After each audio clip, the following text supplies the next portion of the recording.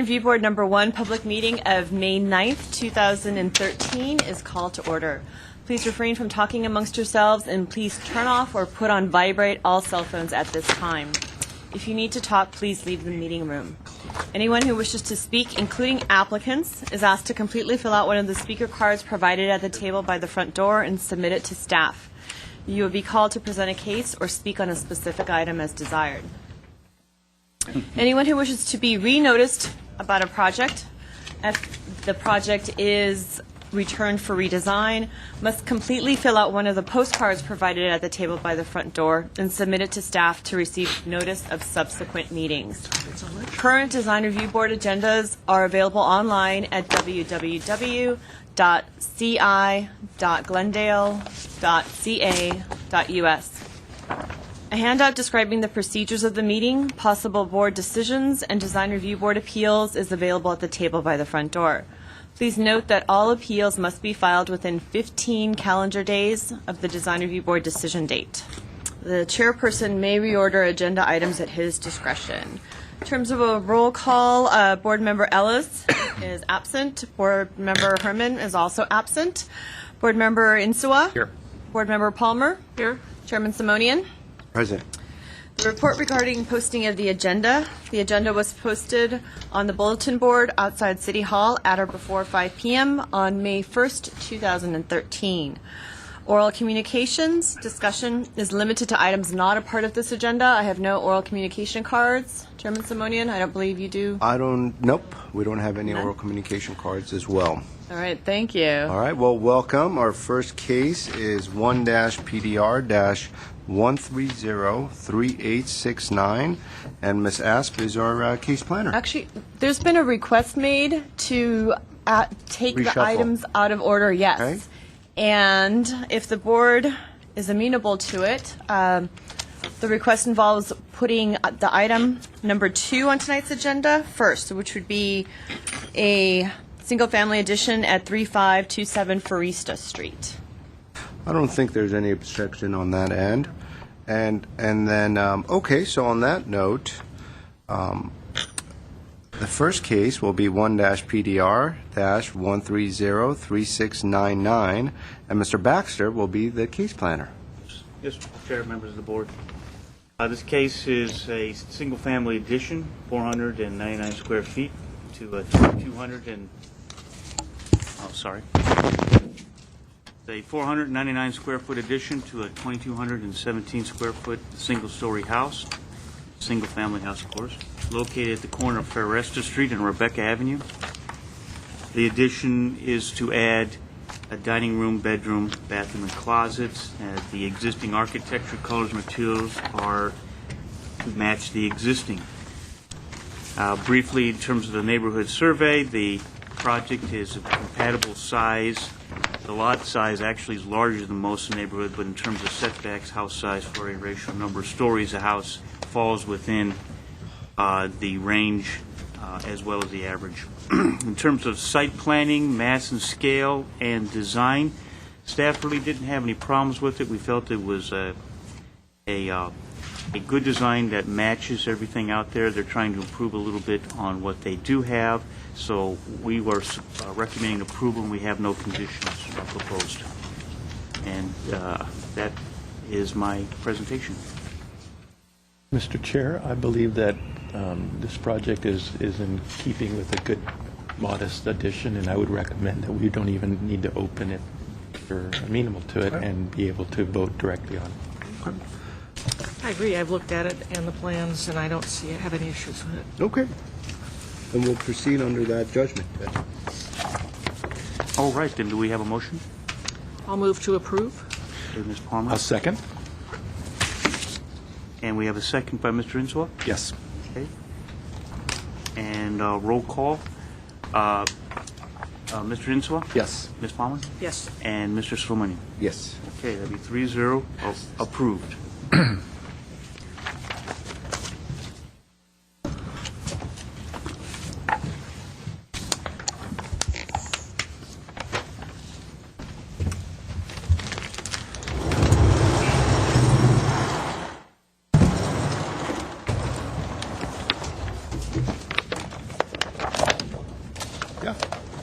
Good.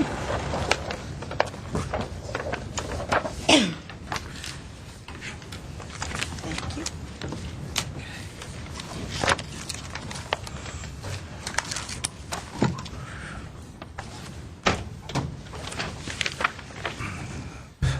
I assume we're going to move on to the Brand Boulevard project? Okay.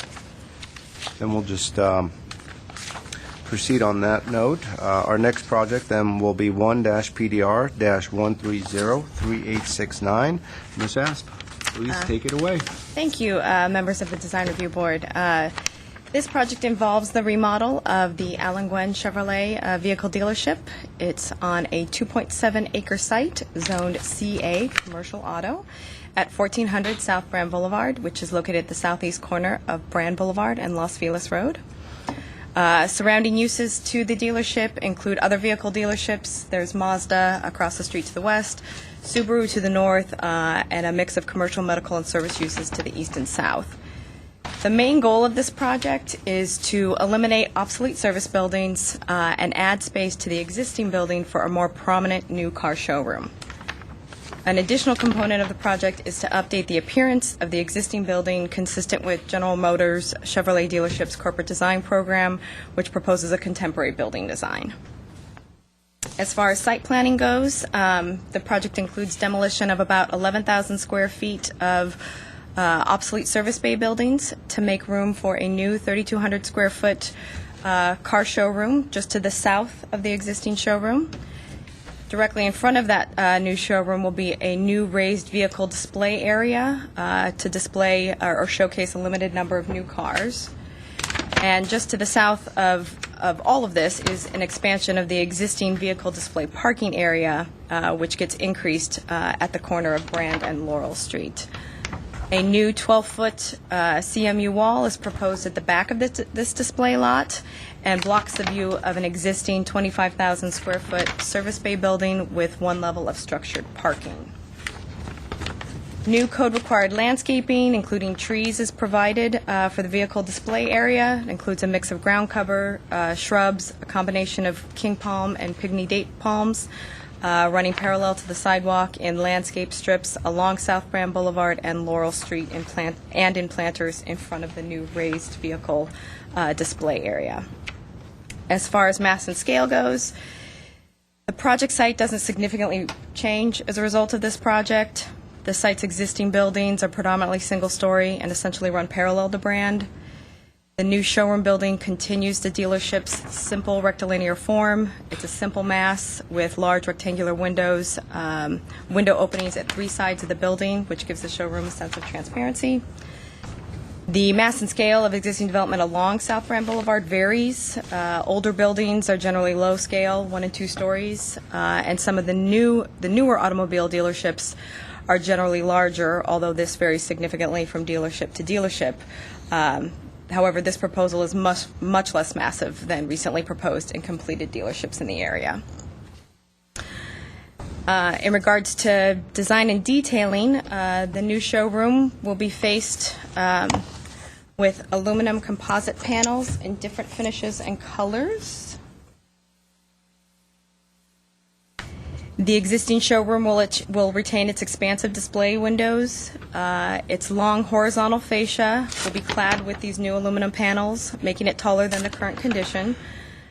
The flagstone wall to the south will also be treated similarly, and the cladding overall will unify the old and the new structures, but also maintains the building's strong horizontal emphasis. And the decorative masonry at the north facade will be retained. Entries and windows. Entries are all glass with the new showroom. Entry to the Chevrolet dealership highlighted by a painted aluminum frame that rises higher than the parapet and will signal this as the primary entrance. And just my final note is about lighting. Light standards are shown on the site plan and in the South Brand Boulevard site elevation. By code, these light standards are only allowed to be a maximum height of 16 feet. As shown, they exceed this height, so a condition has been added limiting the height of these standards to 16 feet. So that being said, staff recommends approval of the project with the condition for the light standards at 16 feet. I'm available for any questions, and I know the applicant is here as well. Quick question first. On the site plan A1, you show a pylon sign. Is that existing or is that a proposed pylon sign? The one on the single, or actually, I think it's single there, but double here. Anyway, the pylon sign that says Chevrolet, is that part of the project or is that already existing? Signage that's shown on the building is not part of this project. I believe there already is You a can see on the monument sign. image, there's a pylon sign. Very We can't have Existing. cross-communication because it's being recorded. The hearing's being recorded. So we need to be in front of a microphone. Right. And so the signage program is going to come in front of us at a later point in time? I don't believe there'll be a sign program. This is a single-tenant building, Okay. Okay. so signs are not proposed as part of this proposal. Go ahead. If I were building a new dealership, would my sign be, and everything new, I have a fallow land, and it's a brand-new project, would I be permitted this sign? Yes.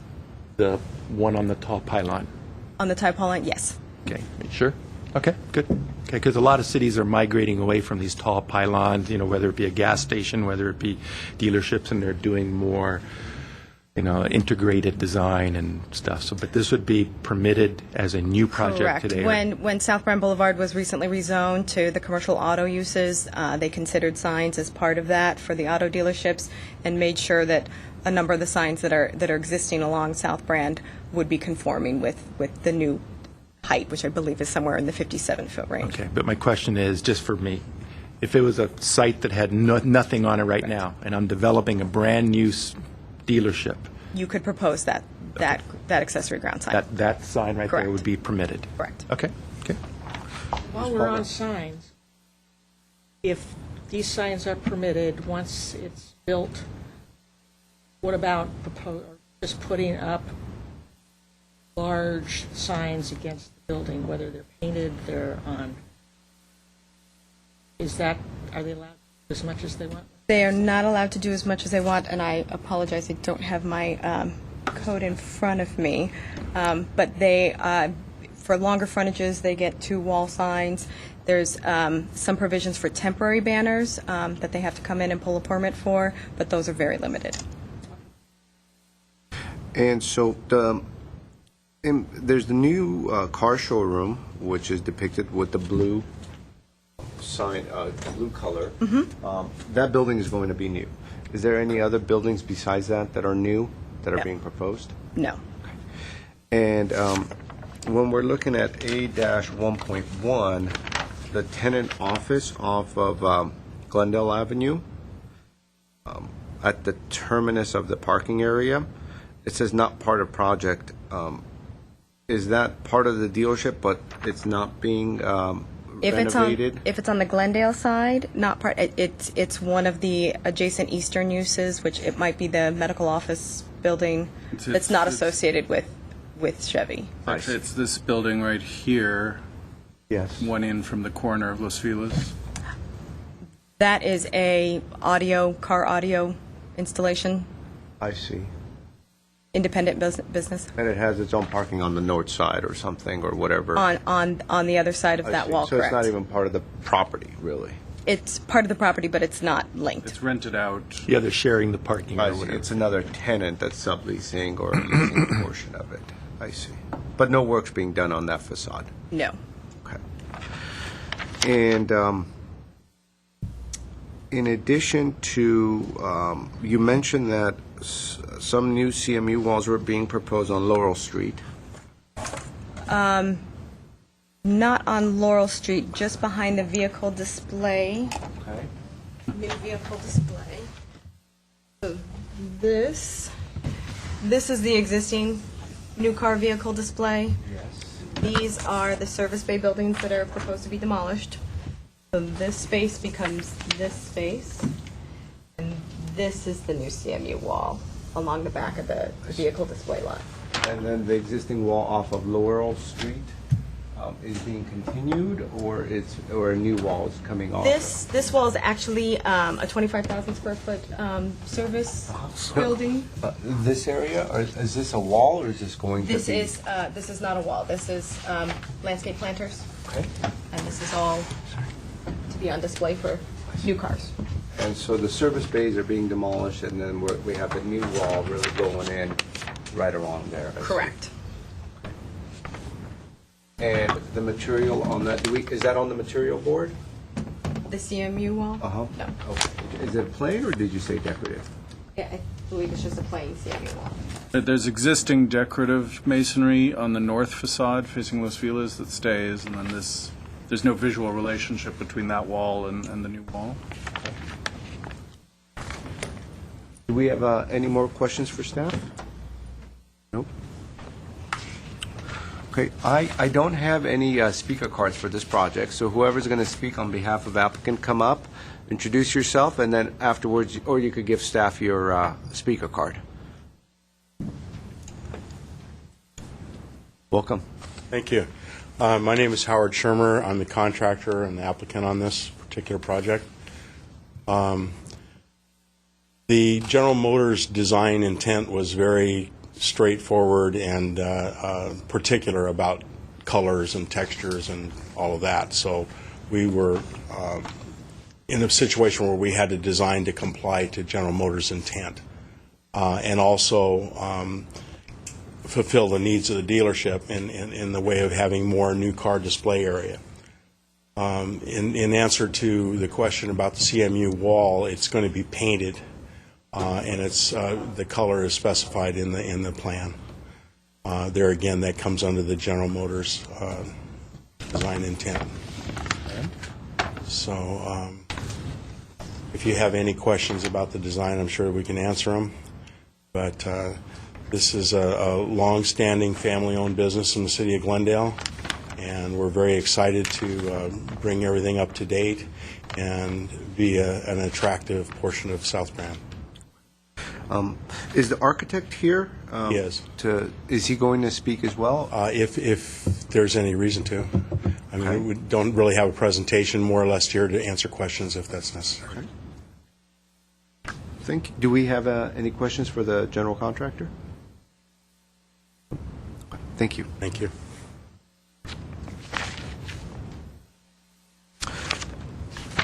Well, I had some questions about the storefront system and the windows and whatnot.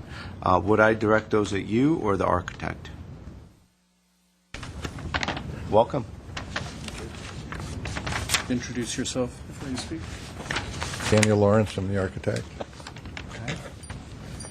And so are you, in reference to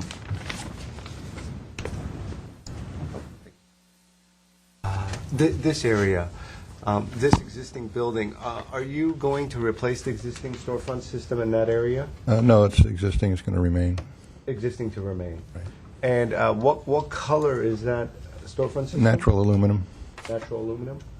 And are you just going to then try to match the storefront system in this area to that, or is this going to be different? It's going to match. In a match, okay.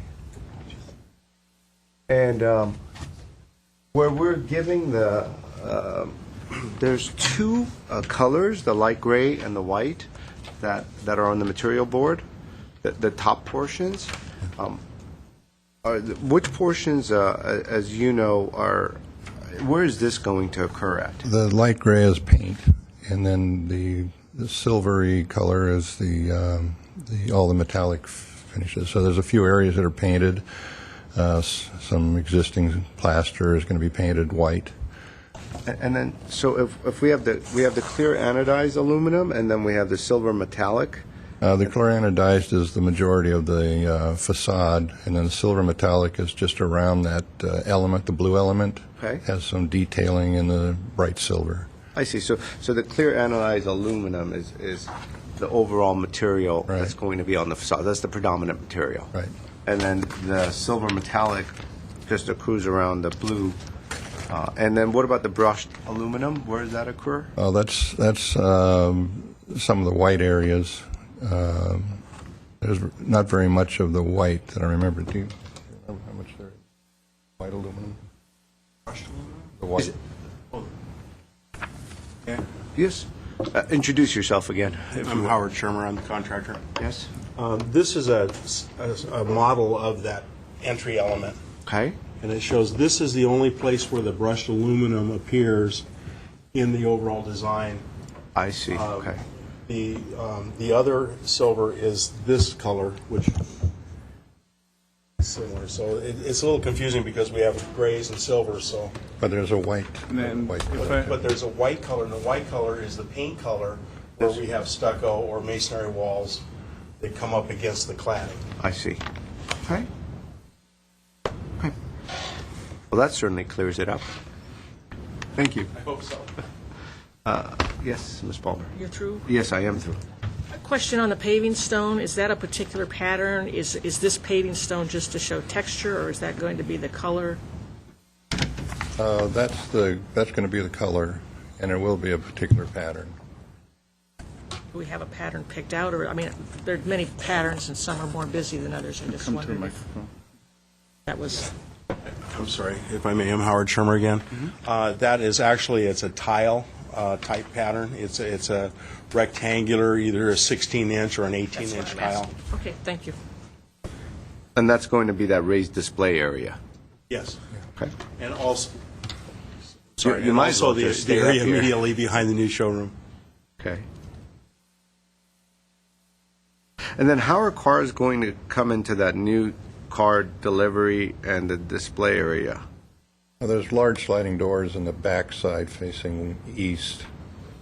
Big opening, about a 16-foot wide opening, sliding doors. I see. And then that's access from that guest parking area just north of it? Yeah, it's from north and then going through the east side of the element. And then would you go through the new car showroom to get to the raised display area off of Yes. Brand? I There's see. a wide door there, too. Okay.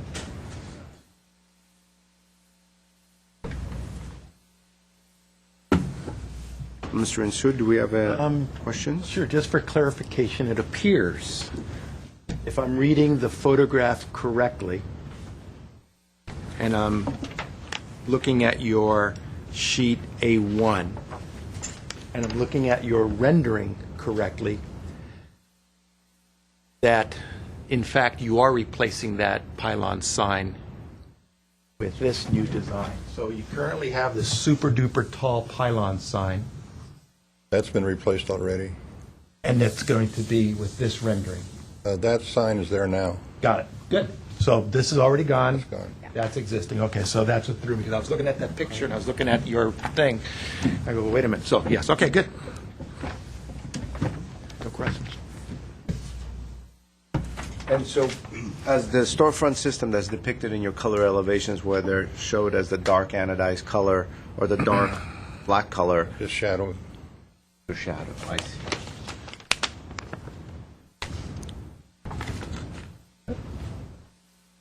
Do we have any more questions? Okay, thank you. Is there anybody else on behalf of the applicant or anybody else from the public that would like to speak on this case? Okay. Well, with that, we'll close the public portion. Mr. Insua, do you want to start us off? Sure. I think that the project's very nice. It does obviously follow the requirements of the corporate design guidelines, of their design guidelines, and I'm completely ready to support the project. Ms. Palmer? I agree. It seems to be in keeping with the rest of the development that's gone along there. But the city has a requirement about using drought-tolerant plantings, and some of these aren't. I know it's difficult to try and create some tall trees like palms in order to visibly make the vehicles visible, but some of the other car dealerships have complied with that drought tolerance, so you might look at that. I'd like to see where you can, I think the palms are the real issue, where you can eliminate and make revisions to some of that plant material to comply with the drought-tolerant plantings and still be able to visibly see the cars. But other than that, I think the building's nicely done. Would you like consideration for that or a condition? Yeah, I think it should be a condition.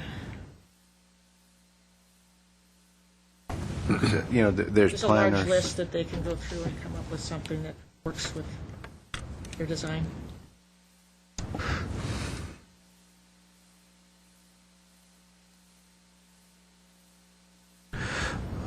Well, I agree as well. I know it's complicated working with the national brands and trying to integrate what they have in mind with a given site, specifically when you have an existing building as well. So overall, in this case, we have a very open building to begin with a lot of storefronts and whatnot, which is great. It's very conducive to that automotive use. And so there's a modest addition, really, with the new car showroom. Most of it is existing. Most of it is staying. In fact, some of that service area is being demolished, where more surface parking is being created to display the cars, and then all that service is really moving in the rear part, which is nicer because it's more condensed in one area. So site planning-wise, it's starting to look a lot more cohesive. And so I bet that's going to affect in a positive way the business as well. So I could support the project. I think the landscaping is certainly asked for much more on less important projects. And so this is probably important enough for a landscape, a condition to be placed for appropriate landscaping to not hinder the automotive use, but then to add to it and to make it that much nicer and more efficient. So I could support this as well. And could we go over the conditions real quick?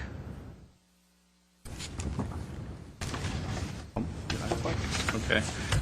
We have a condition to basically disguise the backflow prevention devices, put them in landscaped areas with green paint color, make sure fire prevention devices are set in the wall instead of in front of the wall, and they have stainless steel fixtures. Reduce the height of all light standards to 16 feet to meet code. Mr. Pine, on that first condition, so are they going to come up with a revised landscape plan and work with staff then in order to provide that screening and be put in the drought tolerant? I don't think they've verified the location for some of the fixtures yet, but we'll make sure that when we know where they're going, that they're disguised. And then finally, use drought-tolerant tree species at all locations where trees are proposed. I'd say all trees and shrubs. Trees and shrubs. Tree and shrubs. Or all species, all landscape species.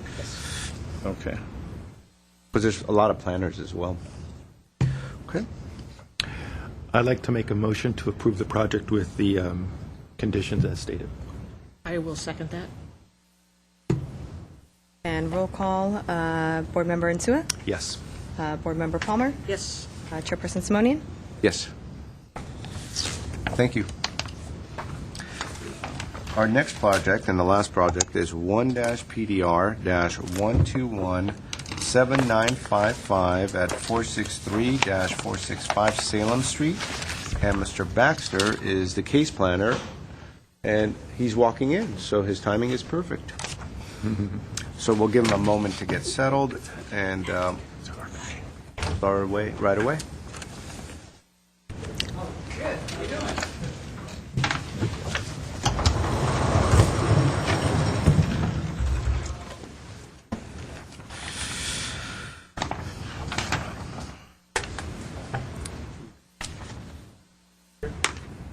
Yes, Mr. Baxter, whenever you're ready. All right, well, let's go ahead.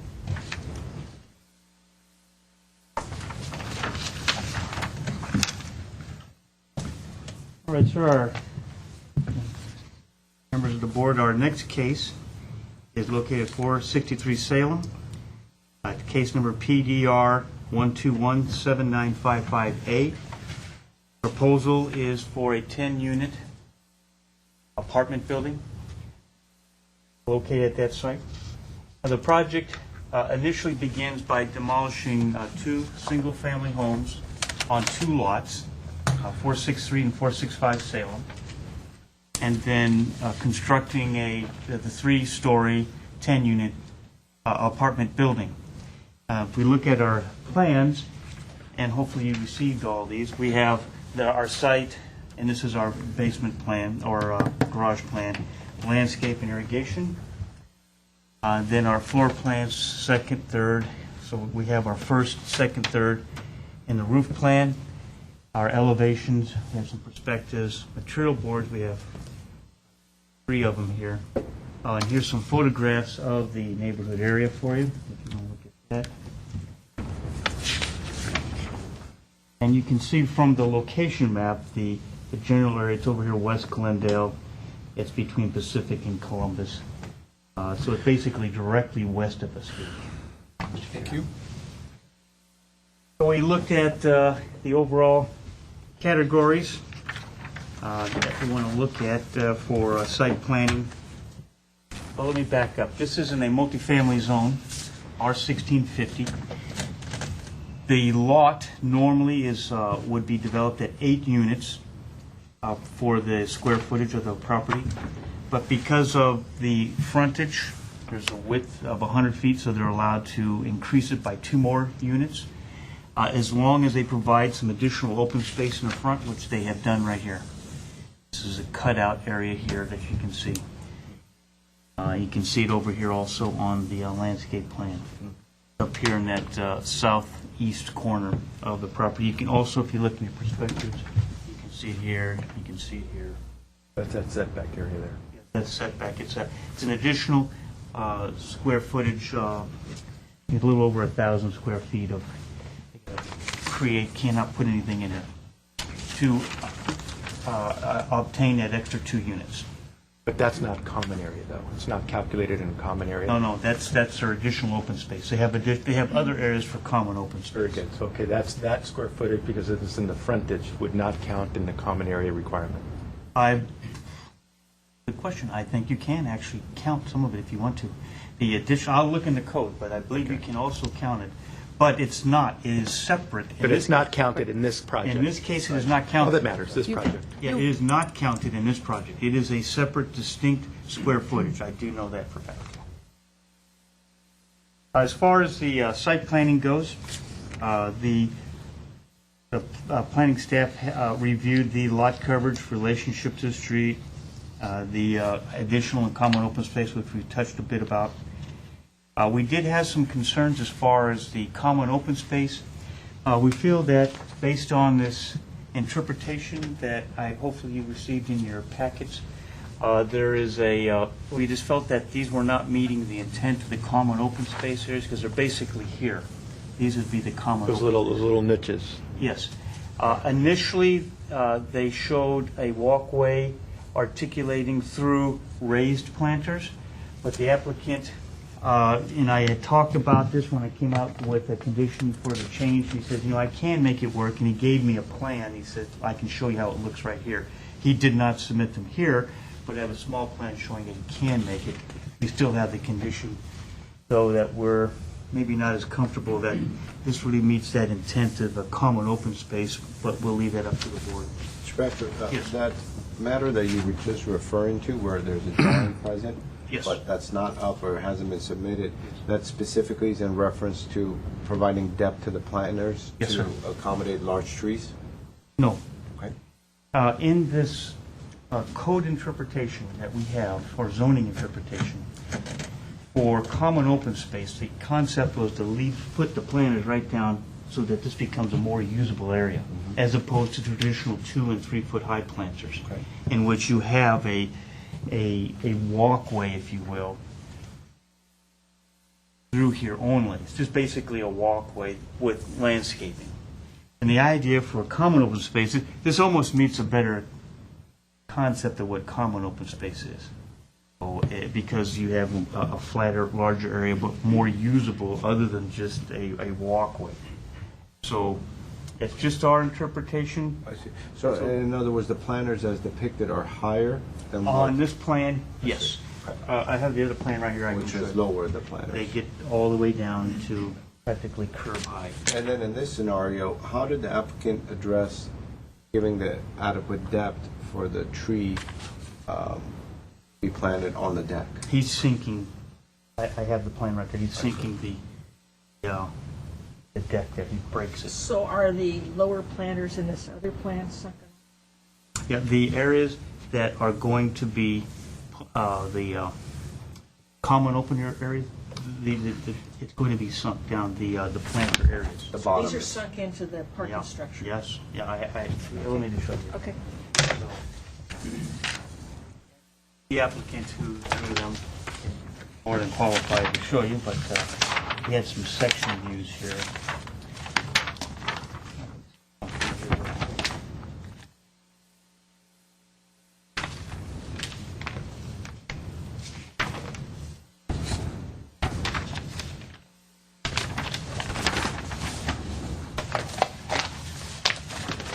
Okay, on the north elevation, we're showing that the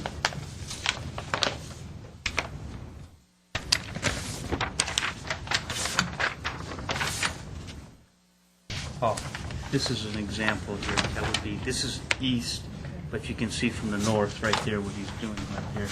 And I think that is supposed to be more like a typical view around the project. All right.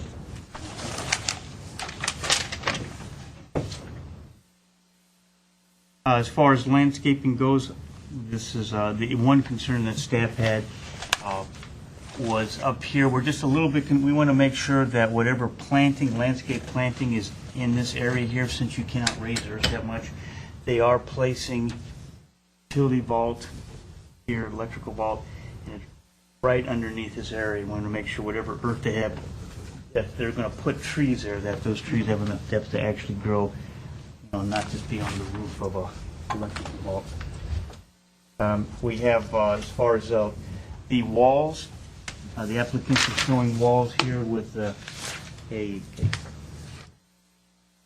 sort of a tile type materials that were listed here, but stucco along the sides, and we were thinking maybe continuing that theme all the way around to have it. Those walls on the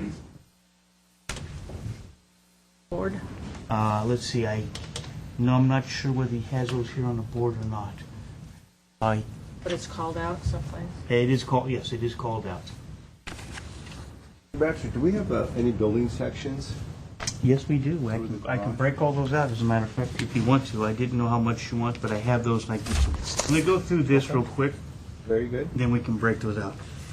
Another set of, one of the things we noticed for the railings and all, we had some railings, the majority railings have more of a straight rail like this, and then we have a few that have this bowed effect, and we were thinking maybe some consistency might be appropriate. As far as the mass and scale, well, this is one of those issues in which if the code allows these larger density buildings, then the question gets down to whether the massing is too excessive. The staff feels that for this architectural style, it appears appropriate. So we were supporting it in that. The building design, I've gone through all the areas that showing that these materials that we have listed here. And we have 4 conditions in the back. Under the conditions, we have 8 of these. Much of these we've talked about. But there's only a couple of left. The driveway, you just want to make sure we have a decorative driveway material. The window material, in the elevations, they state fiberglass. In the schedule, window schedule, they know it as aluminum. And that's basically it. Everything else is I pretty much have gone through. So staff is recommending approval with conditions, and I can answer some more questions. I noticed a discrepancy of a couple hundred square feet where the common area is. In one of the report, it's a couple hundred square feet different than what's called out on the plans. Has that been looked at carefully? The common open space? Yeah. It should not be.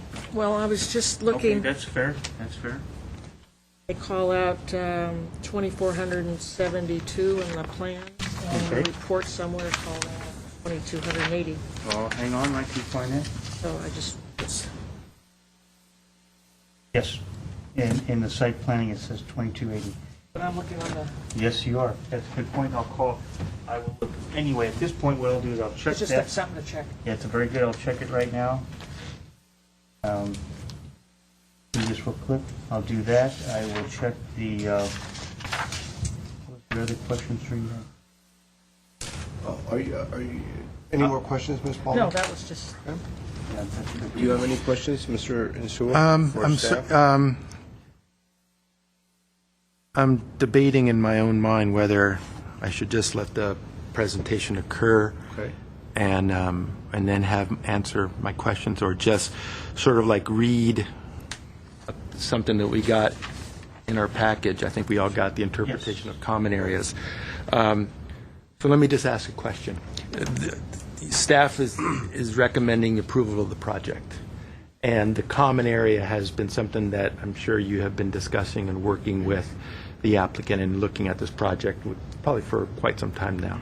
So with the approval of the project and no comments made concerning the common area on the areas of recommendation, I would then believe that Planning Department believes that this is an adequate approach to the intent and the requirements of a usable common area as noted in historical common areas and the document that that we got here. Actually, sir, if I may, so condition number 1, we do have a comment that says redesign the common outdoor space to be more usable recreation space. Okay. Now, part of that was at the time that was written, they were raised planters. After everything was prepared and going out, the applicant did come in with this revised one showing lower. Which is essentially what we're looking at there. Yeah, so, if we feel that that is functional enough, then, based on the density in which you can. Okay, so I'm still struggling with it, so maybe I'll just hold my thoughts and see where we It's a go. legitimate issue. do we have a cross-section showing which planters Cross-section, yes. are raised, which planters are lowered? Here, that's why at the time, When you say lower ones, these are the perimeter ones. We don't have a around the perimeter. well, the common open space is only, there's no common open space. Everything would be, These would all be lowered. this would be lowered, and this would be lowered. So that's not the common additional open space. In addition Confusing. to- Yeah, it is.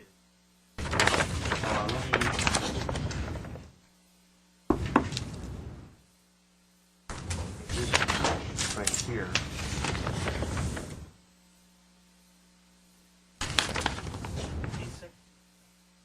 Or I can put these on the board. You're saying everything around the perimeter is all one level from a certain. Here, yes, that's what the applicant is trying to show on the plan here. And on this set of revised.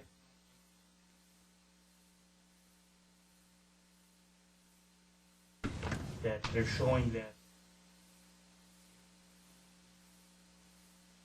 level the planters are There's no.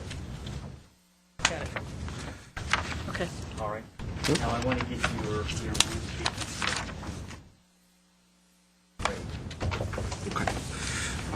I have a, are you looking something up right now, Mr. Baxter? Yes, sir, I was going to look up this discrepancy that Ms. Palmer was talking about. Okay. I find that a little bit interesting, too. But go ahead. Well, no, I just had some general questions. As far as the apartment building is concerned, these are all market rate housing, correct? There's no affordable component to this. And as far as the 28 parking spaces are concerned, you've gone through the calculation, and it meets the required plus the guest. It meets all the required. What's the guest? Plus the guest. I noticed that the height is 41 feet. It probably is, yeah. Code to be allowed 41. And what is the height limit in this zone, in this area? 41 feet. 41 feet. Yes. And that's measured from grade, or is that measured from, The highest point of the building. Height. For height purposes. okay, and then as far as this project is concerned, where would that base zero elevation be? Probably on the upper left-hand corner. So probably right in this area here, sir, from here to there. So in the southwest corner. Yes. Well, now that's where I Can actually, you point it on the site plan? it would be in this area right over here. Because that front setback is relatively flat, or it looks like it slopes up. Well, see, yes, and I've talked to the applicant about that because it cannot be more than 18 inches above the natural grade at that point, and he's Okay. assuring me that it is not above the natural grade at that point. And so it's where the building basically hits natural grade Yes. at the corner, and that's where the 41 feet starts from. From the lowest, yes, from the lowest point of exposed above the ground to the highest point. And in the, And to the best of your knowledge, based on the discussions that have taken place, the additional open space that's required because of the bump in density is being utilized on a private basis, or it seems to be just landscaped without a coherent intent? the intent is to meet the square footage that they require. And it'll be for the entire, used for the entire group, the tenants. However, you're right, this would probably be a raised planter here. Right, and then on how this would you side. access that portion that you just pointed to? It would right? just be a visual, Got it. you know, not, won't be- Do we know what's on the backside of this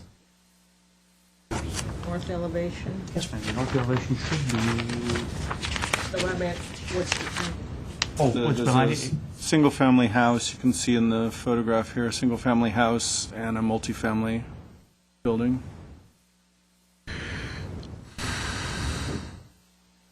I believe that, actually, I shouldn't say that's a single-family house, it just looks like one from the air. It looks like it could also be a smaller multifamily. And did, I think I may have pointed out, if I didn't, I apologize, that there is some neighbors had written letters. Their concerns with the mass and scale and noise. And as part of, when there's 10 units, there's a environmental review of a project. And as part of that, we addressed it in our final neg deck. The concern that one of the neighbors who raised an issue on aesthetics and noise issues, so we listed that in the final neg deck. Oh, Ms. Palmer, they're going to remove an oak tree off that, on that west property line as well. this corner here? On the west property line. Oh, I so- saw that Yeah, someplace, the oak yeah. tree. It's actually growing right up, Right, I saw a picture. right on the middle of the property. Do we have any more questions for Mr. Baxter at this point? Okay. Thank you, Mr. Baxter. Then I think we'll just proceed and open up the public portion, and at your convenience, look up that discrepancy. I'm going to look up that square Whether it's footage. now or later, I guess. I'm going to do it right you'll now. get to that. I got to find that right now. I do have a speaker card. Mr. Marcosi, please come up, introduce yourself, and welcome. Good evening, Mr. Chairs and members of the Design Review Commission, Design Review Board. My name is Sako Marcusi. I'm the project architect with Olajaji Marcusi Architects. I think, as Chris explained the project briefly, we're proposing a 10-unit 10-unit residential, 10 residential units on this two-lot,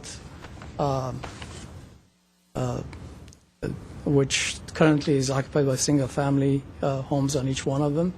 Our proposal is for 9 flat units and 1 sort of townhouse type multi-story unit, so it makes a total of 10.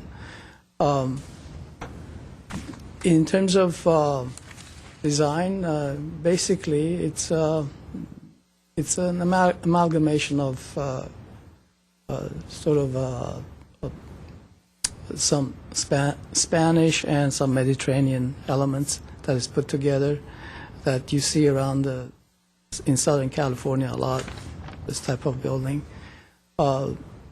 in terms of scale, even though we're enjoying the maximum height allowable by the code, actually we can go up to 42 feet. We're at 41 foot something. We're a little bit less than what the code allows. But at the same time, I have articulated all the facades in terms of the mass and void, and in terms of roof levels, and also treatment of the finish on the elevations. As you see, the base has a stronger and a heavier base, which I'm using a cast stone up front, and different color of the plaster on both vertically and horizontally to more sort of articulate in terms of both color, texture, and massing. I'm using wrought iron, which is for my balcony railings and entry gates. As Chris mentioned, there was a discrepancy in the choice of the window material, and we're going to use aluminum windows, either be a Geldwin or Fleetwood. So all the windows will be Yes, aluminum? all the patio doors and windows will be aluminum, yes. The color will remain the same as proposed in the project. It will not change. Which is the dark? Which is the darker brown, yes. It will be like a baked enamel type of finish on. It's not going to be an anodized finish, so it will have the choice of colors that they have, which is the sort of dark brown. And that will go with our finished, with the railing, which is the weathered brown, sort of, matches that color. In terms of landscaping and open space, we initially, when the packages were submitted, the planters were raised, but after meeting with the staff on a couple occasions, we dropped the planters to deck level. So every planters other than one up front in the front area, which is above the driveway, is actually, the planters are dropped 24 inches. So if you're in the basement, when you look up the ceiling, you'll see where the drops are. That's where the planters are. Sort of to bring it closer to people that be using that area, rather than creating a wall around the walkway. It will be actually just an open spaces. The widths of 11 feet at the narrowest to 14 and a half, 15 feet at the widest part, and at the corners even larger.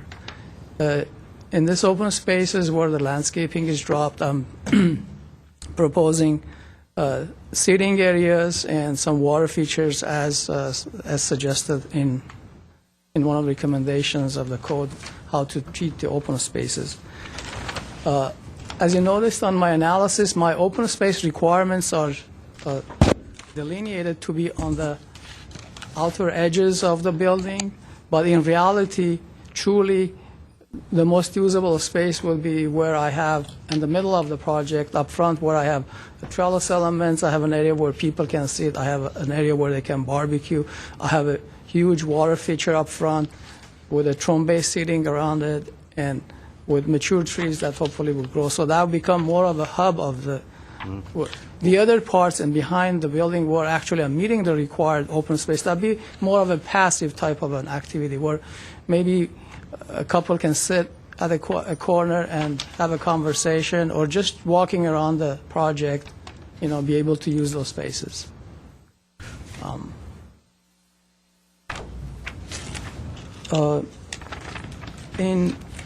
I went over the conditions by the staff. Conditions 1 through 9, except number 3, I have to comment on that. Number 5, which talks about the railing design for the handicap walkway. I have designed the handicap access, so it's not a ramp anymore. It's 5%, so I do not required to put a railing around it. So I did that on purpose so that the front setback would be more open rather than inundated with handrails and railings and whatnot. So, and it will be further screened by shrubbery and planting that will be around the walkway that takes you to the deck level. Number 3 on the conditions, staff is suggesting decorative veneer to go around the fence. If you look at my elevations, I have on each side where I have a building elevations, below that I have a fence wall elevation. That entire wall is going to be plastered, and that's very common throughout the project. So to put stone or cast stone veneer on these fence walls that are facing the neighbors, first of all, it will be very costly, and it will sort of defeat the purpose of what we're doing here. And the other thing is that in terms of maintenance, we never have access to those sides. And,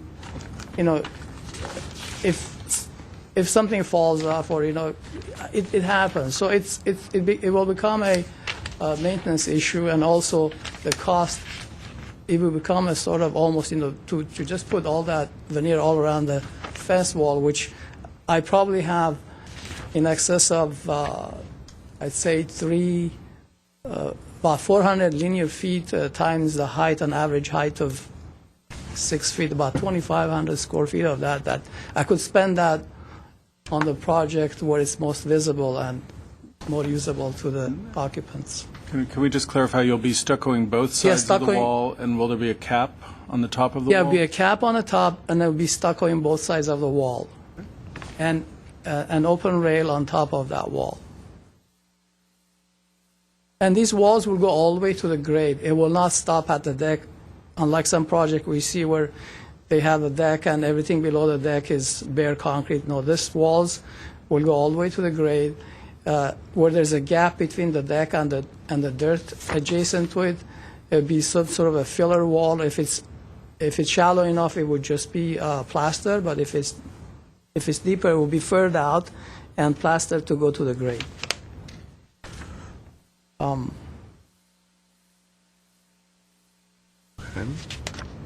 And, as I said, I agree with the rest of the conditions. We could easily meet all the requirements that they have, the staff has put before us. And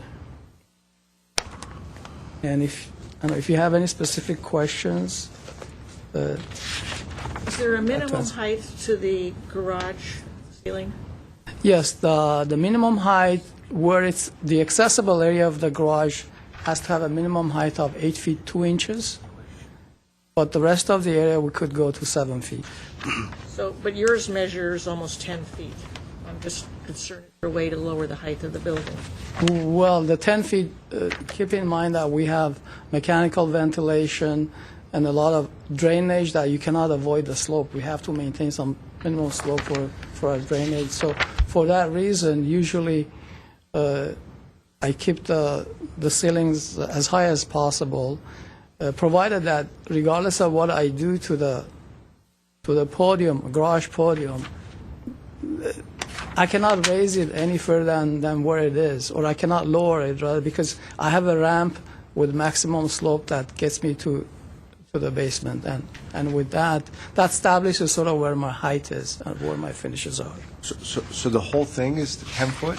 The entire thing? The entire No. garage is a 10-foot clear? 10 foot is where, as you drive down the ramp, at the accessible areas of the garage, Yes. I've got to take a look at the section. Let's look at the section he had. It shows almost 10 feet. Well, maybe know- Mr. Marcosi could look it up, and then maybe you could Yeah. come up and just casually point it out. If there's a section. Do you know where it would be on the parking plan, maybe? Yes, I could show you. Yeah, please, come on up. I think we have the pointer is right here. Thank you. This is our access ramp. All this area from here on, going around to this point, the height of the garage ceiling there would be at 7 feet something plus, because, this, it slopes towards the drainage points here. So here might be a little bit higher than 7 feet, but at the Where's the lowest. section you have on? Where is the section? Section here. There's one showing heights. They're on your smaller plans, but the larger plans, here, I apologize, let me go ahead and, I can put these up very quickly right here. Let me just push this down a little bit. And, I got some push pins for you. all right. Oh, you know something about treatments on this sort of. We have a series of,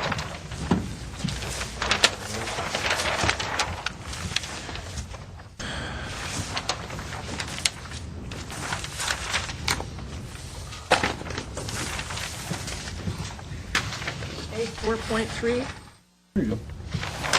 You have that one? Want to put up this one as well? 4.3.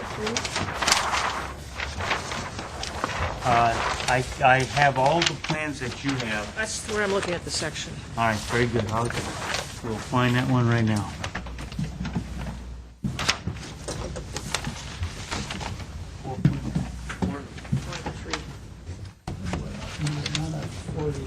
Sorry,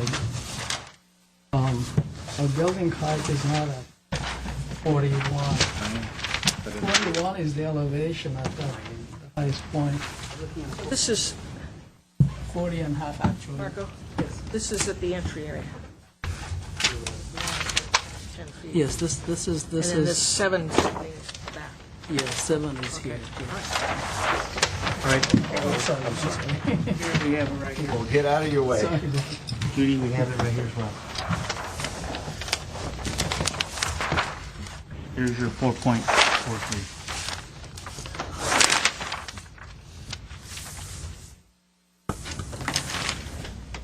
It's just the back area that's draining down. Because that, There. this section just, it's like 30 feet and then it goes up to the 7 foot. This is all the same elevation, it looks like. Yeah. Tapers up. Okay, the section that you have actually, you should look at this one. It's dropped here. No, I understand that. Oh, okay. I'm just going, it's flat and it tapers up a couple feet. Yeah, it tapers up, not a couple feet, no, maybe a few inches. May I make a suggestion? Sure. Because this is such an important topic, right, as right. far as the common area, the sunken planters and Right. whatnot. And in order to avoid confusion, we could do one thing, is you could just with a red pen kind of shade the areas you plan on Okay, sinking. sure.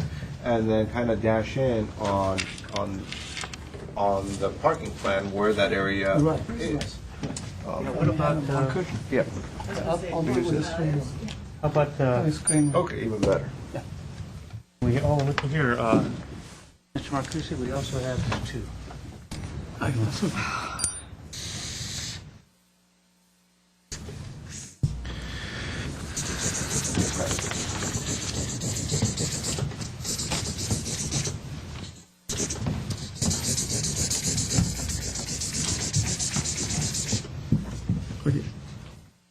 This area along here, on the westerly property line and northerly, all of this is dropped to the column line. And the column line from property line to here is about, this is 18, so about 14 and a half feet. So 14 and a half feet of drop. The deck around the three sides is dropped. And all the planters that you see here are, they're built up from that drop to come up level with the walkway, which is So their drop is 24 inches. 24 inches, yes. In addition to the drop, wherever we have proposed for trees, so we burned off, so we even have a little bit more dirt to go around. But generally, 24 inches is the drop.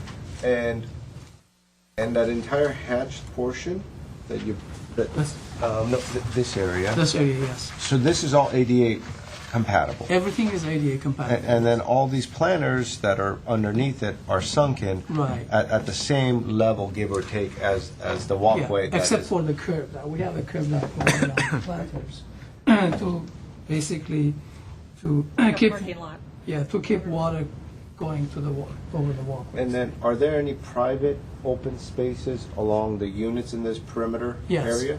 Yes. There's a private open space here, one here, one for each. This unit has two, this unit has two, this unit has one here and one here.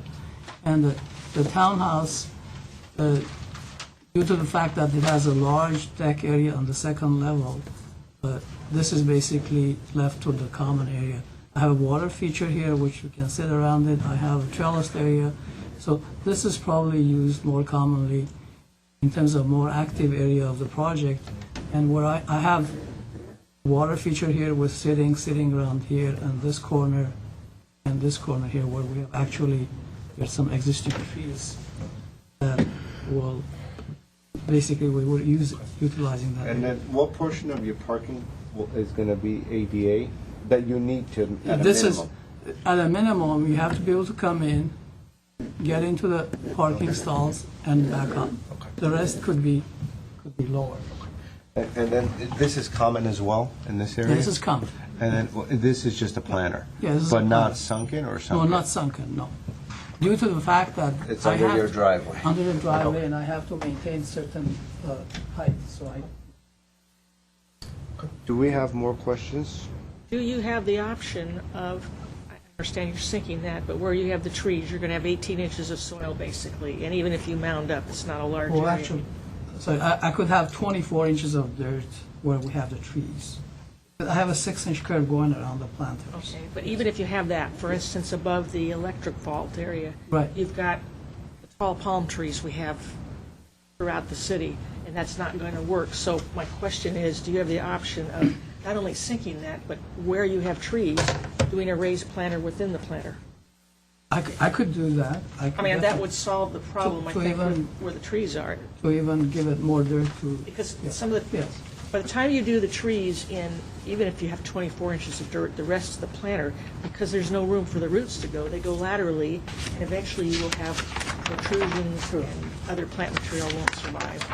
So if you could do a raised, recessed and raised just for the tree Right, areas. right. So, that would solve your- Plus some it like gives a you some variation. 3 feet, maybe about another 18 inches. So it At gives you least 3.5 feet. 3.5 feet. To yes. get, Yeah, you I got could- something with deep roots. Yeah, I could You've got do that. tall. If you want the trees to grow more than 6 feet. And that's just for the trees at the rear of the project? Yeah, there is a code requirement about planters having, I believe it's a 6-inch depth where there are trees, so we have to look at that anyway by code. And then, Chris, would we have any issues in the front setback? Well, front setback, Yes, yeah, we yeah, might not be able to do it in the front natural setback. grade. Well, Or is that natural? you know, the front setback between the ramp and the, between the edge of the ramp and the wall of the vault, there's a 3 feet gap. So, these palms, I could plant them on grade, which will, But your section doesn't show that. It Oh, shows 18 inches. Now, that's one of the things I was worried about. no, here, see this? Oh, yeah, I here have it this is. dirt, so I could plant them here so that, you know, between, once the trees plant here, it has all this dirt, But natural those, dirt. those particular trees, I mean, I don't know how much room that is, but they will, that root ball on those palms are going to spread out to 5-6 feet. Right. So that will push against that wall of the electric room as well as the ramp you have going up there. There's obvious saying, issues that need to Yeah. be looked at in I that could- section. But if I you could move raise them. some, I I could think, move them. To be honest, I don't want to put anything up front, which is, I try to keep everything level with the dirt, unless I necessarily have to, like, required handrails for the access to the deck. I'm just saying throughout, I think the Yes. tree issue needs to be addressed. Okay. There's an overarching concern Right. from what we're hearing that the trees, so I think we could address that as a very specific topic, because that's going to come up, obviously, in the discussion. We don't need to go over each tree now, but just, Exactly, yeah. Okay. The question was about, in terms of parking, I'm providing actually 2.5 parking per unit plus 3 additional for the guests, so, But you probably have some 3 bedrooms. yeah, I have some. Okay. Do we have, Mr. Insua, do you have any more questions for the architect? Okay. Ms. Palmer? Not right now. Not right now? Okay. Thank you. Thank you. Would the owner like to come up and speak on the project? Okay. We can't have cross-communication, so if you'd like to speak, you're welcome to. If not, there's nobody else in the audience that is handed me a speaker card. With the letters. Correct. Will you address those, Mr. Baxter? Yes. The neighbors. If you want a quick reference, here they are. So we received a letter.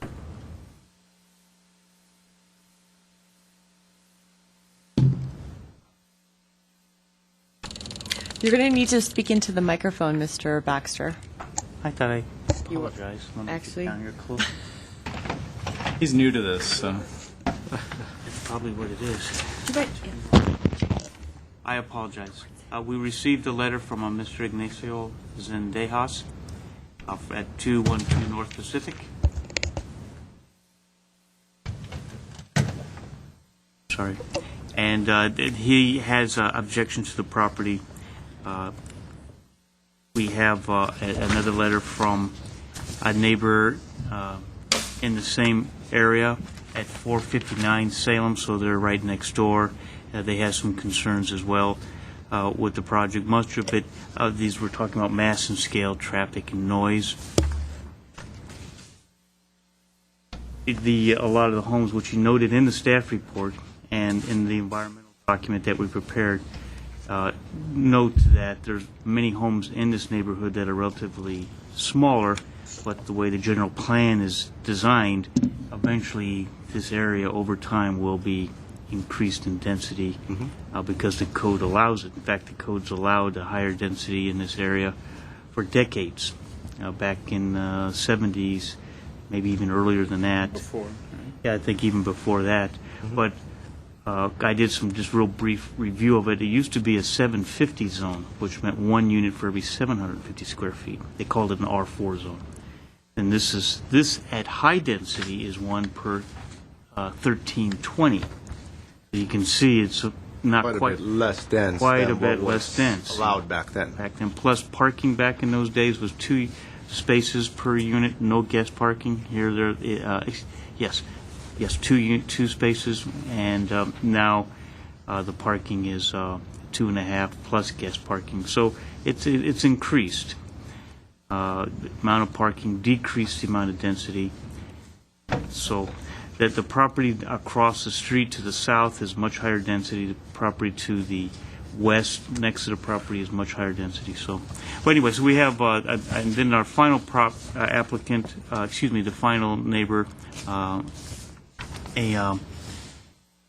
Joanne Sitjar had noted that she has, again, much of the same problems with the project being too large in scale, not in character with the neighborhood. She also had disagreements with 2 points of the proposed mitigated negative declaration, which is prepared, which you should have received in your packet, one about aesthetics and one about noise.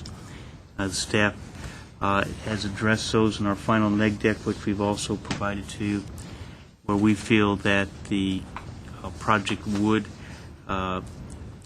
be able to comply with the aesthetics issue, again, going back to the general plan, going back to codes and requirements of which the Design Review Board is part of this process. We'll look at these issues. As far as noise, we still feel we'd have to respectfully disagree with the applicant that even though the existing small houses have less noise and a 10-unit apartment building will have more noise, it is not the type of noise generally recognized in the noise element as being a significant impact on the neighborhood. This is part of the development transition. Sure. So, Thank you, Mr. Baxter. So we've addressed the letters from the community that have come in.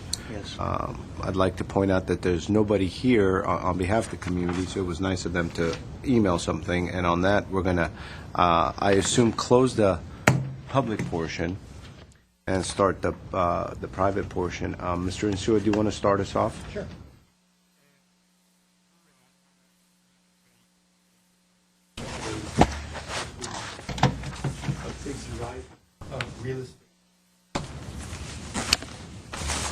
I'm sorry.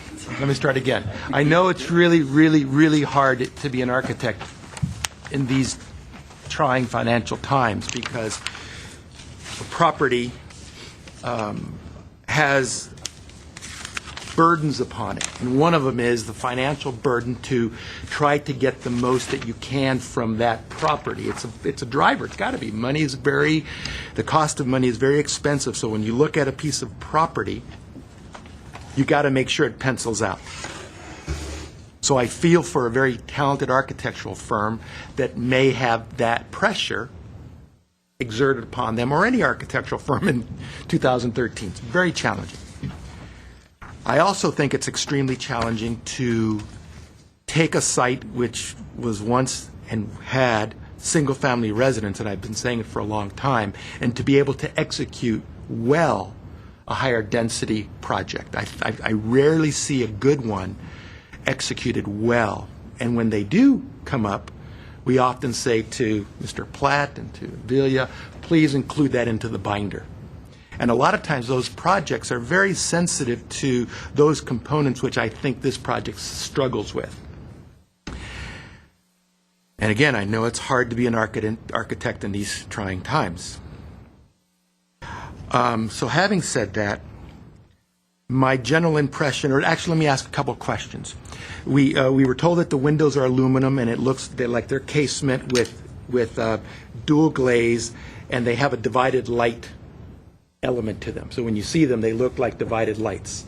So those aluminum divided lights, we don't have a sample of it. The dividers will be inside the window sandwich of the dual glaze, and which the outside will just be a sheet of glass. No. Okay, good. I want that explanation. Part of our citywide replacement guidelines. That's why I'm is we mentioning use it. Simulated divided lights, and if the applicant's proposing grids and you want to see grids, they'd be on the outside. Well, the drawings have to show, or the drawings state grids, but they don't show a section through it that I saw that shows that they have that divided light appearance on the exterior. For clarity, we could add that as a condition, just to make sure that it's in the record. Thank you. Thank you, Mr. Platt.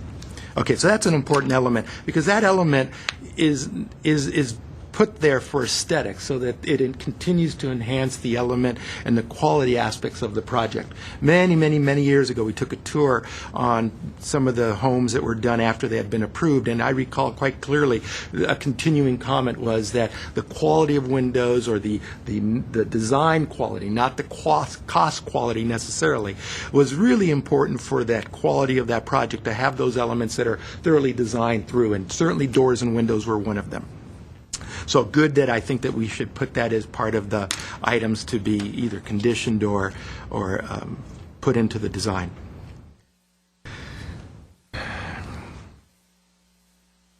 So let me see if I can begin.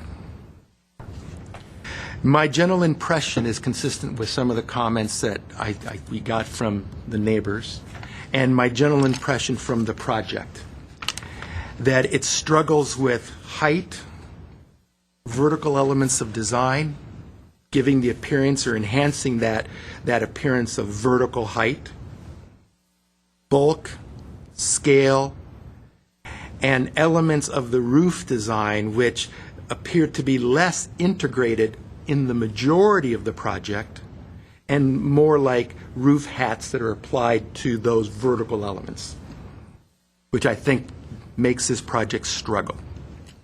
Let me jump around a little bit, because I just saw a note here. So we got the windows. I look at the details, which I have a little tag here. Sorry for the noise I was making. But if you look at the details, I'm a little confused, because on detail, or on sheet A 6.1 and then sheet A 6.2, I'll start with sheet A 6.2, detail number 1, the casement window and head and sill design. When I look at the sill of the window, it notes cast stone sill. See specifications on elevations and so on. So it appears to be a cast stone sill. Good. When I look at the elevation rendering, some window, oh no, actually strike that, they are awnings. I now see that because on the non-colored elevations, sort of like A 3.3, there seemed to be a delineation of like a header beam or some element there, but in fact, there is no header architecture. It's better depicted on the colored rendering, which show those as canvas awnings. So strike that comment, or I didn't even mention it. So when I look at sheet A 6.2, it looks like the sill is going to be a cast stone sill on the windows that have that application.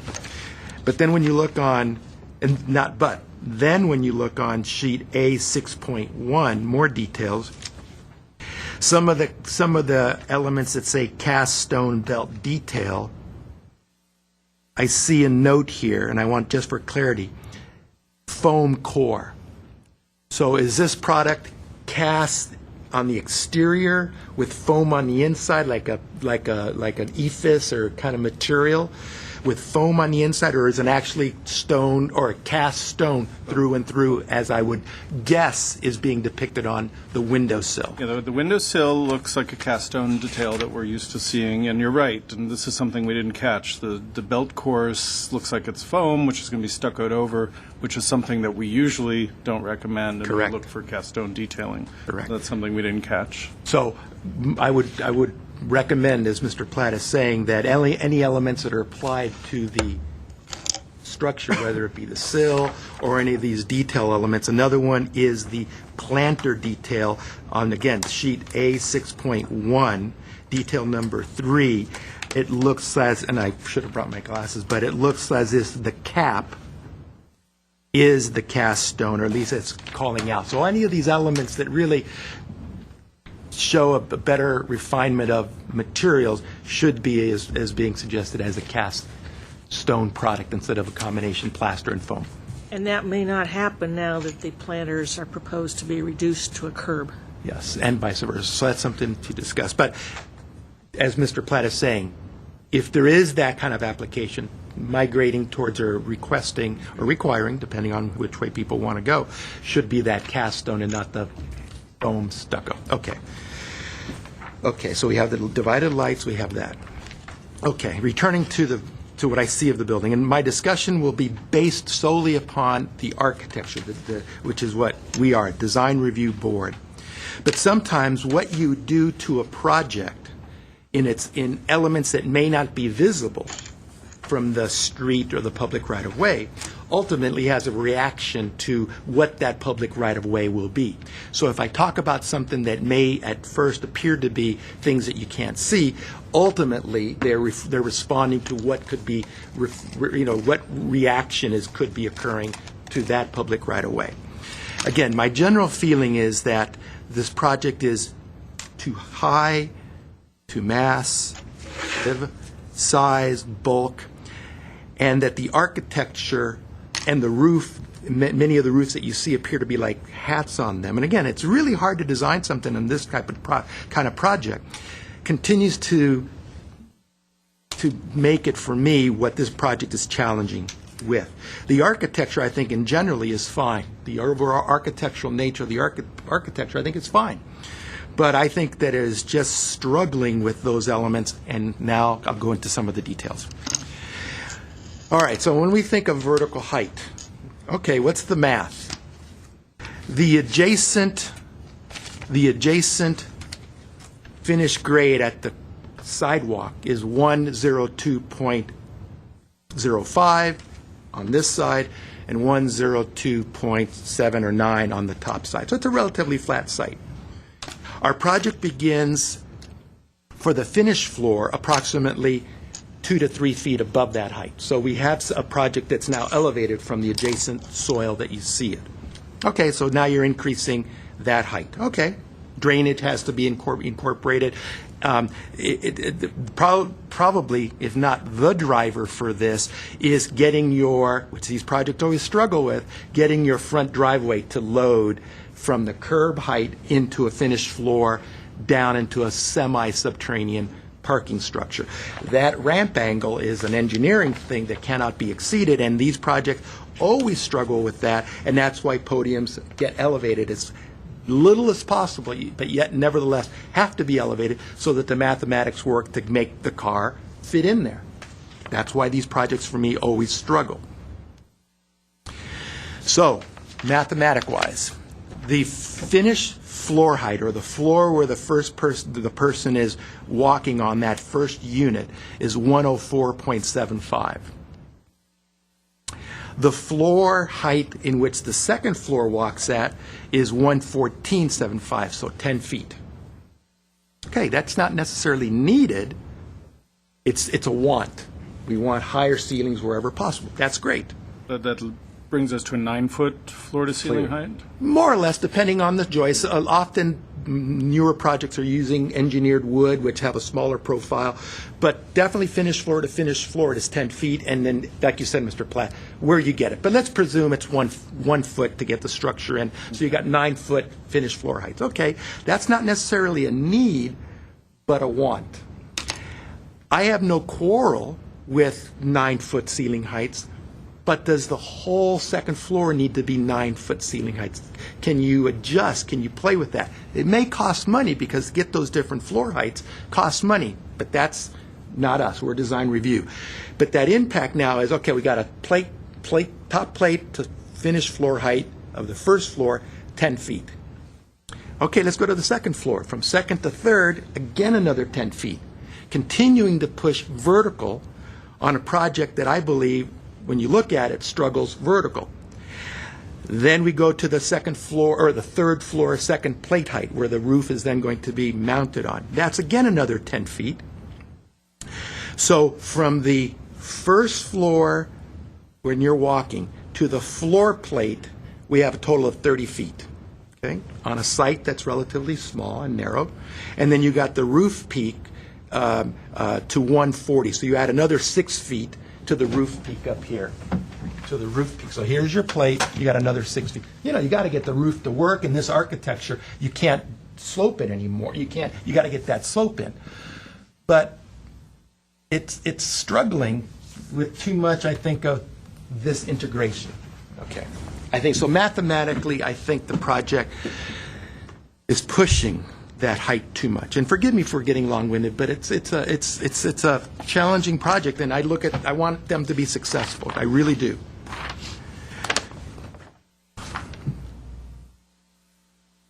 When you look at the elements of architecture that you see on the different elevations, continuing to force up the building's aspect vertically, all windows, all elements, essentially, all major elements and windows essentially lining up, continuing for me to force up that vertical nature. And the reason they line up is because the units essentially are stacked right on top of each other. There's not a lot of interplay with one unit from below, one unit above. I think that hurts the project for me, because not only are we now mathematically tall, we now are incorporating very tall elements that don't shift the eye this way, they just stack.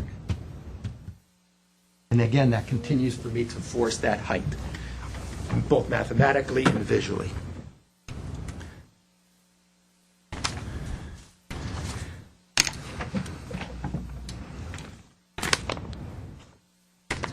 And I'll start wrapping up.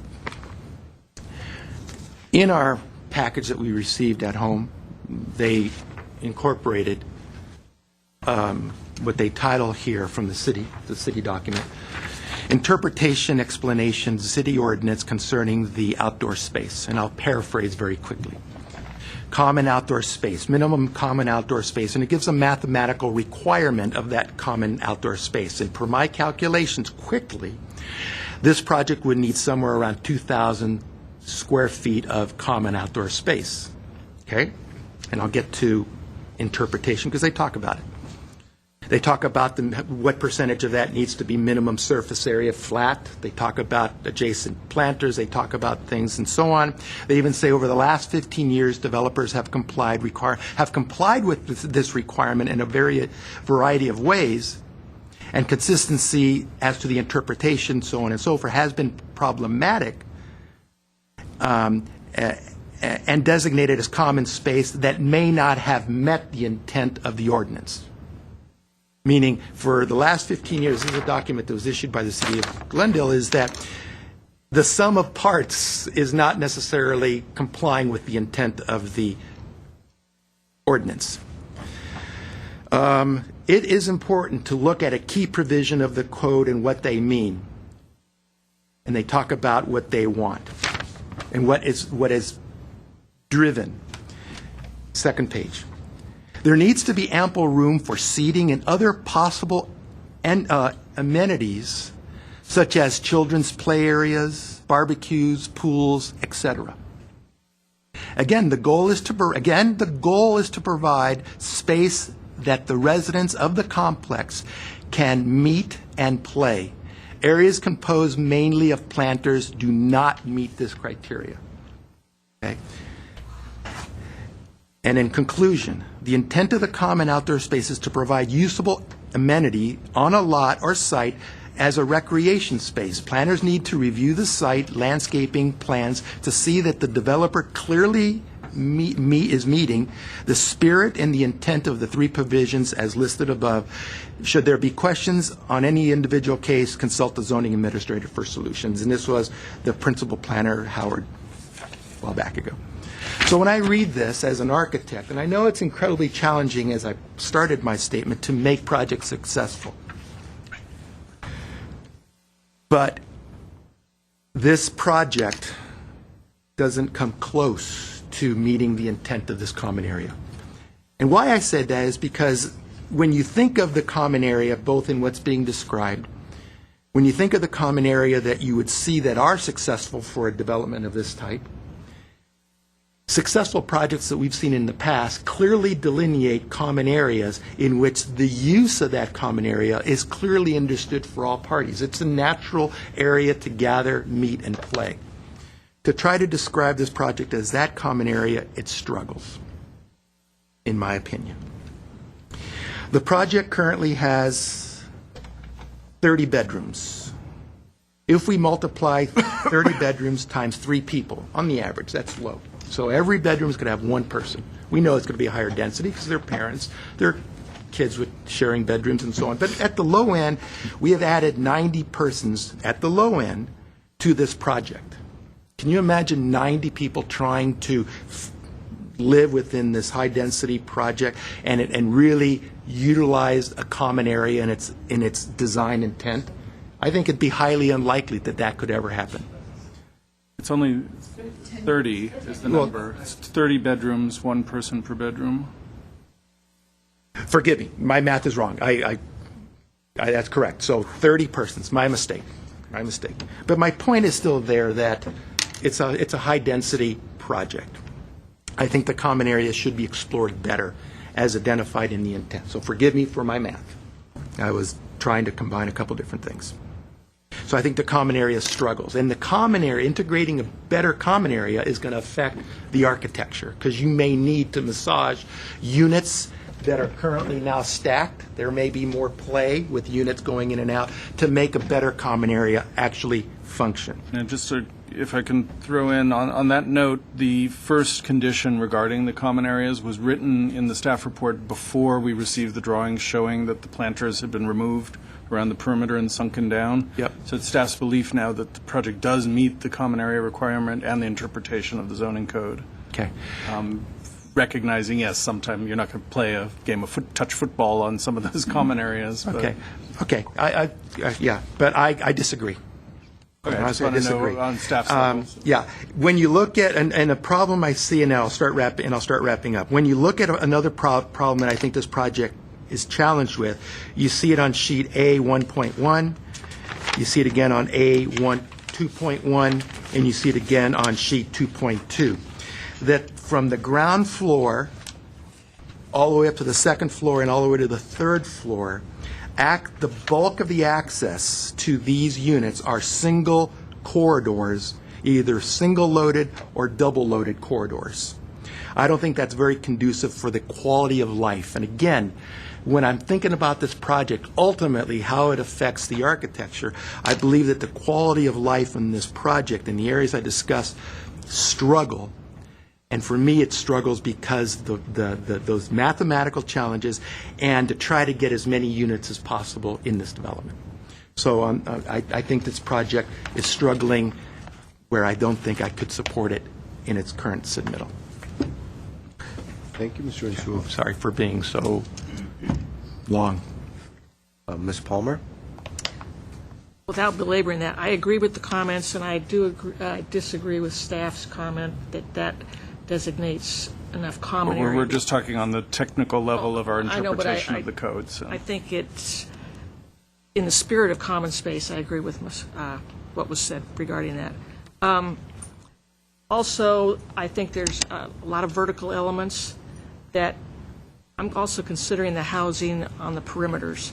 And when you look at the north and east elevations, you've got units behind and alongside that are 15 feet away, and you've got these stacked windows. I don't know whether those windows match up, but it's if other buildings are allowed to be like this, then there's no quality to once you get 3 or 4 of these. I think the elevation, the south elevation on the right side, there starts to be some articulation where you're above the drive-in, and that is the only place where I see that articulation. So and that's where you get some variation in roofs. I do agree with the comments that everything is vertical and it has a little cap hat on the top. So if there was some way to rearrange those so that maybe I realize you've got to stack the units, but if there's some articulation to those, it could be much more inviting. And I also have, let's see, common areas.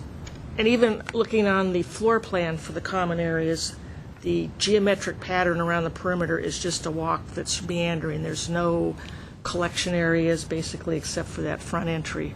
So it's the same geometric elements vertically as well as horizontally.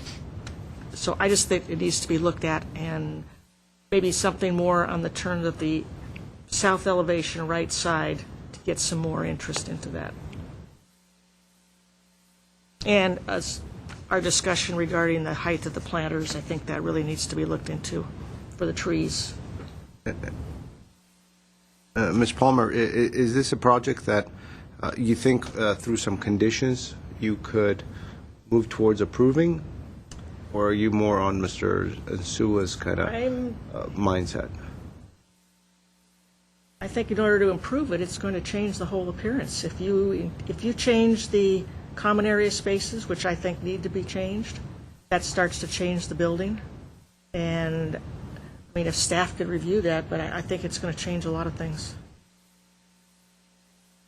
Okay. I think it's an important building, and we're going to have more of those, and I think it needs to set an example in that area. And I don't think this does with the verticality. Any other comments? Not at this moment.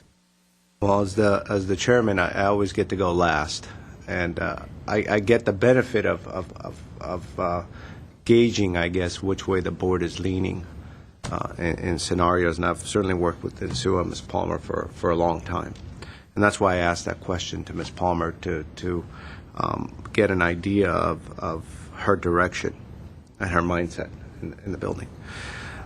There are areas in our city that are more dense than this. I mean, there are areas of the city that are the 1250 zoning, and then areas of the city that are even greater zoning density than this area. As an overall, I guess, direction of the board, and as an overall philosophy, I'm a proponent of density. I like density. I think this is the area to provide density in our city and in our general plan. That's why it's designated as a 1650. And so I wanted to point out that we appreciate the public sending in notices and emails, and we read them and we talk about them. But at the same time, this is not the board to stop a development. If it meets the density requirements and the parking developments, this board doesn't have the authority. So I just wanted to put that out, because I'm sure some of the people are listening and are following the project. But this is an area where density is going to occur. Now, whether it's this project or, the one next to it, at some point, we're going to end up with dense product in the street. And the idea of the board, as a design review board, is to make sure and to try to help projects along that need help, so it becomes more in line with the guidelines of the city. As far as some of the general characteristics of the mass and bulk, I would say, taking the roof's picture aside, just putting the roof aside, the overall bulk of the building, in my opinion, is not massive. It's not big as far as comparing to other multifamily buildings that are proposed and that are built that exist in our city. Now, the specific type of architecture, the style of architecture, and the roof design and the ornamentation, I think, adds in a negative way to this design overall. It emphasizes verticality as opposed to angulation and so forth, and that's what this board is struggling with. But I think it's very important to point out that, and the density in itself, the overall height of it, and so forth, in my opinion, isn't over the threshold. Now, what occurs on specific the specific instances of the design, of course, is a different subject. As far as the open space is concerned in the front and the southeast portion, I think it's a great opportunity to do something there. You have this wonderful space right there, and you should try to integrate it as the common open space, because what I'm hearing from the board is that... Forgive me, Chair, I don't think the front, forgive me. Yep. I don't think...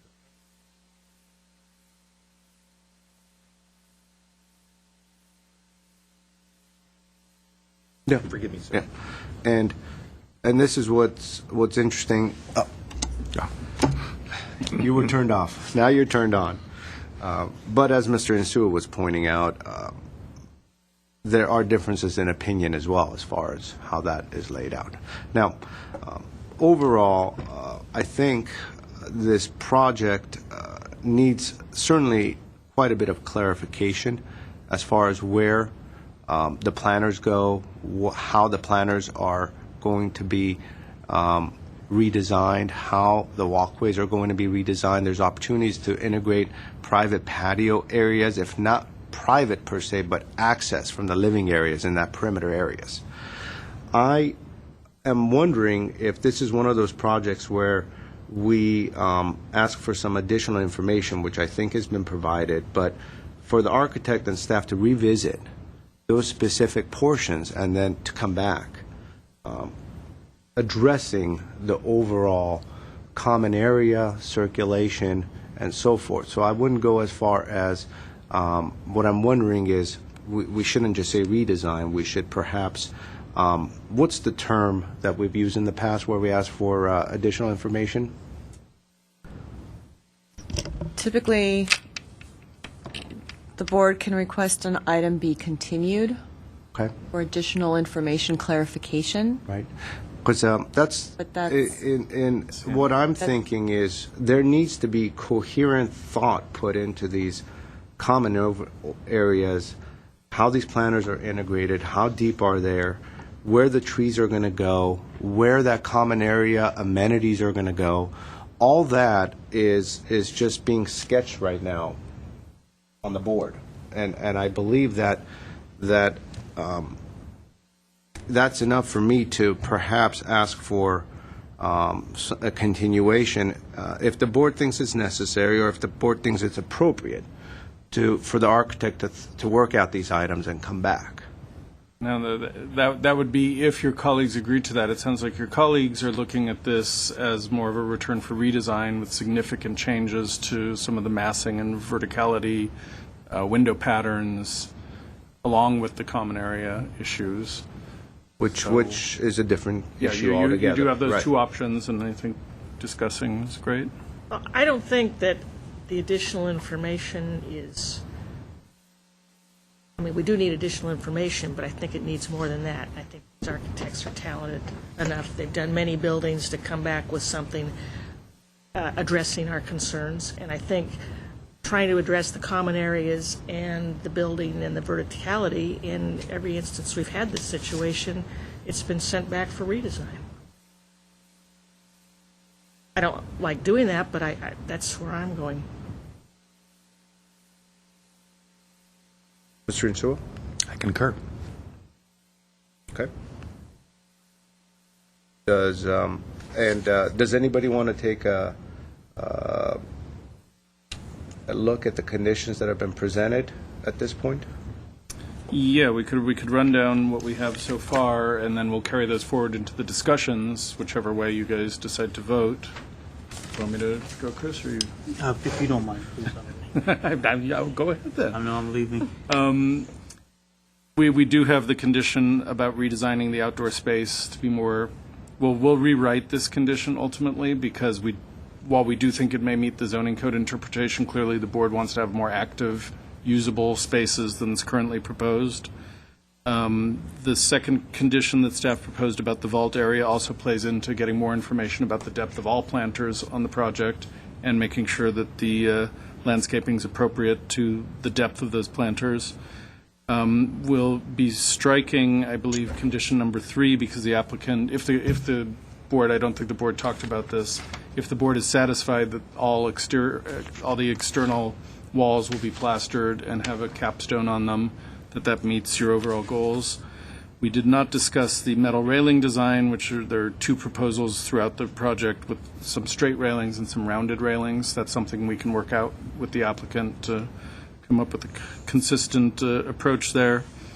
The applicant indicated that condition 5 has been met by changing the grade of the handicapped walk, so we don't need a railing there any longer.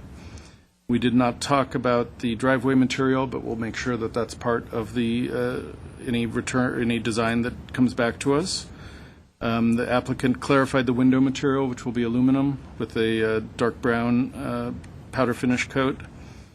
The backflow preventer will... Platt, forgive me for interrupting you. I know that one of the elements that we discussed towards the window was the design nature of the windows, that even though they're aluminum and dual glaze, that the exterior, since they appear to be divided light type, will have the... yeah, I added that as a second... I was getting to that, but we'll combine Got it. those ultimately. Thank you. Yeah. Can I Thank make you, a sir. point on that item? Of course. Of course, if you go with more of a contemporary look, you don't need to have divided lights. If you go with more of a contemporary look to the building, you could have just plain glass windows without any grids on it. Yeah, that ultimately solves a lot of problems. That solves a lot of But- issues, because I think once you go down this Mediterranean route, you start having certain roof heights, you start adding to your bulk, whereas if you go with more of a contemporary look and more of a modern look, all of a sudden, a lot of the items which have been discussed as far as getting away from the verticality, as far as working around the windows and the location of the windows, you have a lot more flexibility to use different materials, integrate the materials together, and this style completely changes, in which case you wouldn't have to have grids. So I just wanted to bring that up. Okay. The proposed condition 8 was about the backflow preventer being approved before building permits are issued. That's kind of a standard condition that we have. Project shall comply with zoning code. Again, that's just put into this. Of course it will. We'll make sure that the common open space that's presented on all of the documents is consistent, since that wasn't clear. We'll make sure that wherever trees are located, that raised planters are indicated up to 3 feet high to make sure we have enough root depth for the trees. And then going back to the windows, we'll make sure simulated divided lights, if they're appropriate to whatever style we ultimately come up with, we'll use those if necessary. Well, go ahead. We also talked about the cast stone versus the foam. Which I didn't have space, so it went to the top of the page. Number Get this man 13. more paper. Number 13, all applied decorative trims and sills will be cast stone, not foam molding. And again, if you go with a more modern product, that might not be an issue because you won't want to put cast stone on a modern building to begin with. Mr. Insua, do you have any other items to add to the conditions that are presented? Not as a condition, but as something to recommend. As a direction? Addition. Consideration? Or recommend to explore, as you know, for example, let me just say it, to look at the finished floor heights between floors. They're currently at 10 feet, to try to, wherever possible, lower those so that it could assist in the height of the building. Chris was just asking me a similar question. If they decide to change the overall style of the project, some of these issues might go away. Yeah. So we don't want to kind of condition those at this point based on the unknown of the design. But those are all in our notes that we take during your discussion, so that'll factor into our work with the applicant. I got one more. Yeah, please, perhaps, go Ms. ahead. I Palmer. think, just to reiterate Board Member Insua's comment, the fact that there would be a consideration made to reduce the floor-to-ceiling height, Floor-to-floor height. yes. floor-to-floor height, I apologize, overall in the building. Right, but if the Certain design portion. ended up with If- a I flat see. roof, then we would Then you lose might- that much space, and it might Could, be fine to could, have- but it's something that we're looking at today. Yeah. Another element that was repeated and stated, and then I mentioned it, was as a consideration to explore, is that if you notice the stacked nature of the units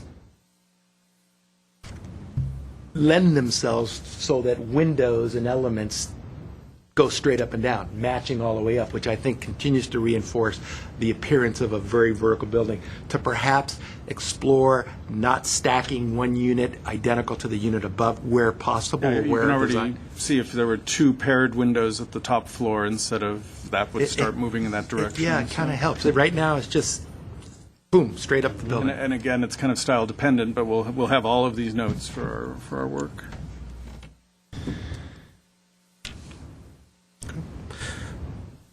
All right. Have we gone through the conditions? Yeah, that was everything. Yeah, And overall. we've added a few more with your notes, but Okay. Is there any kind of a motion?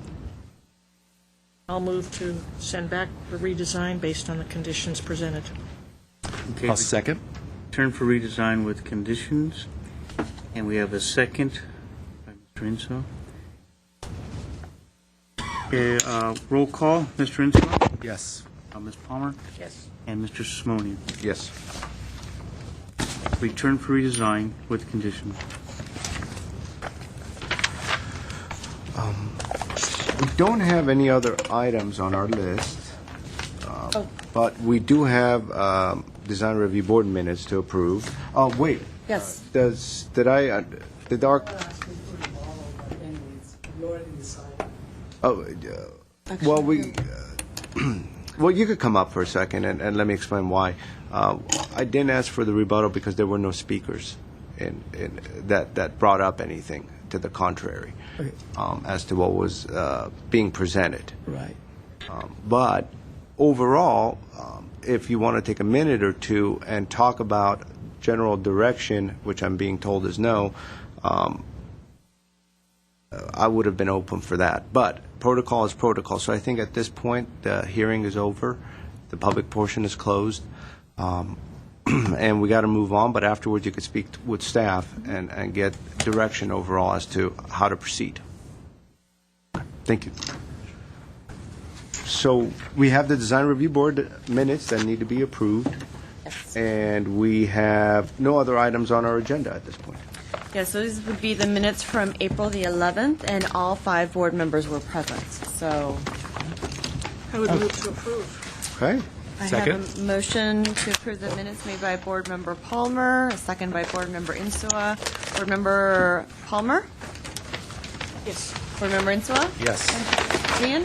Yes. Motion passes to approve the minutes of April the 11th. There are no other items. Is there a motion to adjourn the meeting? I'd like to make a motion to adjourn the meeting. And all in favor? Aye.